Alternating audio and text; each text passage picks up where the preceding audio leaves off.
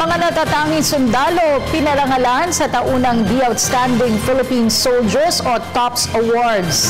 Kabilang sa mga binigyang pagkilala ay ang isang sundalo na may malaking ambag sa pagresolba sa Zamboanga Siege. Ang kanyang kwento sa ulat ni Waywaya Macal. Kung wala si Technical Sergeant Romel Bancairin, posibleng mas tumagal pa ang sigalot na kinaharap ng militar sa lungsod ng Zamboanga.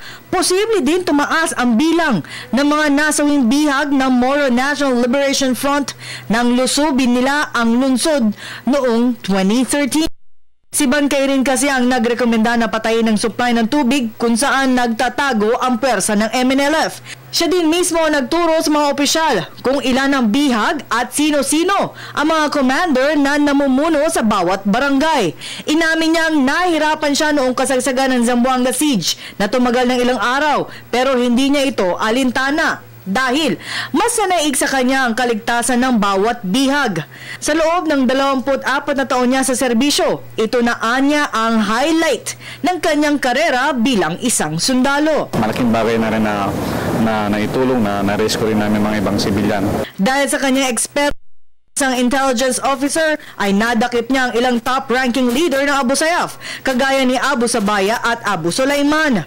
Bukod dito ay tumutulong siya sa kanyang mga kababayan sa pagbibigay ng livelihood training program sa mga kababaihan na walang trabaho. Nagpaaral din siya ng 2 batang out-of-school youth kasabay ng kanyang pagpapaaral sa kanyang 2 anak. Balak ni Bancairin sa kanyang matatanggap na cash prize na bigyang tulong ang kanyang mga kababayan.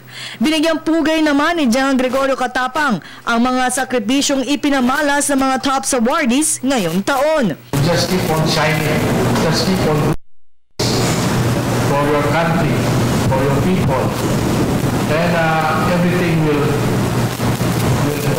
fall into place. Target ng TOPS o The Outstanding Philippine Soldiers ay itaas ang kanilang ipinamamahaging cash prizes sa ₱250,000 bawat isa. 50,000 ang nagsimula. Ang aim ni Mr. George T, ang ating founder, is to make it $500,000 each. So nakaka-400,000 na po kami ngayon. Matapos matanggap ang nasabing award, umaasa si Bancairin na naway magsilbing inspirasyon ang kanilang sakripisyo sa kapwa nila sundalo.